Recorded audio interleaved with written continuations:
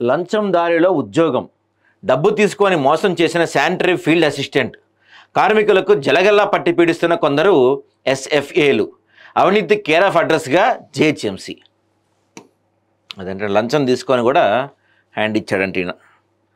Goshamahal circle 14 పరిధిలో విధి నిర్వహణలో గాయపడిన ఒక శానిటేషన్ కార్మికుని భార్యకు ఉద్యోగం ఇప్పిస్తానని చెప్పి శానిటరీ ఫీల్డ్ అసిస్టెంట్ మురళి 1,10,000 లంచం తీసుకున్నట్టు ఆరోపణలు వస్తున్నాయి.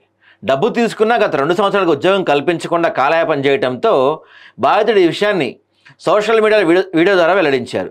గోషామహల్ సర్కిల్ 14 వార్డ్ 15లో శానిటేషన్ విభాగంలో పారిశుద్ధ్య కార్మికుడిగా పనిచేస్తున్న వెంకటేష్ కొన్ని సంవత్సరాలుగా విధులు నిర్వర్తిస్తున్నారు. కొద్ది కాలం క్రితం జరిగిన అనుకోని రోడ్డు ప్రమాదం అతని కాలు ఫ్రాక్చర్ అయింది. ఆ ప్రమాదం కారణంగా వెంకటేష్ పూర్తి స్థాయిలో పనులు చేయలేని వికలాంగుడిగా మారాడు. జిహెచ్ఎంసీ నిబంధనల ప్రకారం శానిటేషన్ విభాగంలో పనిచేసే ఉద్యోగి తీవ్ర ఆరోగ్య సమస్యల కారణంగా విధులు నిర్వర్తించలేకపోతే అతని కుటుంబ సభ్యులకు ఉద్యోగ అవకాశాన్ని ఇచ్చే అవకాశం ఉంది. ఈ నిబంధన దృష్టిలో ఉంచుకొని తాను వికలాంగుడిగా మారటం వల్ల పనులు చేయలేకపోతున్నానని, కాబట్టి తన స్థానంలో తన భార్యకు ఉద్యోగం కల్పించాలని కార్మికుడు వెంకటేష్ దరఖాస్తు చేసుకున్నారంటండి. ఈ ఉద్యోగం కోసం 1,10,000 డిమాండ్ చేశాడంట. వెంకటేష్ యొక్క పరిస్థితి అదునుగా భావించి sanitary field assistant Murali Venkatesh భార్యకు ఉద్యోగం ఇప్పిస్తానని హామీ ఇచ్చి అతని నుంచి ఏకంగా 1,10,000 లంచం తీసుకున్నట్లు వెంకటేష్ ఆరోపించారు. డబ్బు తీసుకొని దాదాపు 2 సంవత్సరాలు గడుస్తున్నా మురళి మాత్రం ఉద్యోగం కల్పించకుండా కాలయాపన చేస్తున్నారని బాధితుడు వాపోతున్నారు.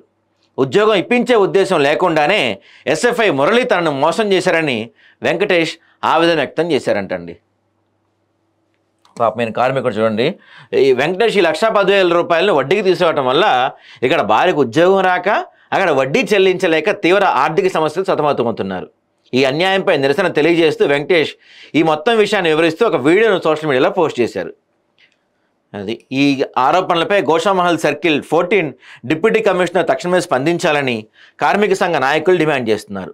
లంచం తీసుకుంటున్న ఆరోపణలు ఎదుర్కొంటున్న ఎస్ఎఫ్ఐ మురళిపై కఠిన చర్యలు తీసుకోవాలని వాళ్ళు కోరుతున్నారంట. ఎంత దారుణం చేశారు నిజంగా. వీడు డబ్బులు తీసుకొని పాపం ఆ పరిస్థితి బాగోక అప్పు చేసి మరీ లంచం ఇస్తే అటు లంచం తీసుకున్నాడు, ఇటు ఉద్యోగం ఇప్పించలేదు.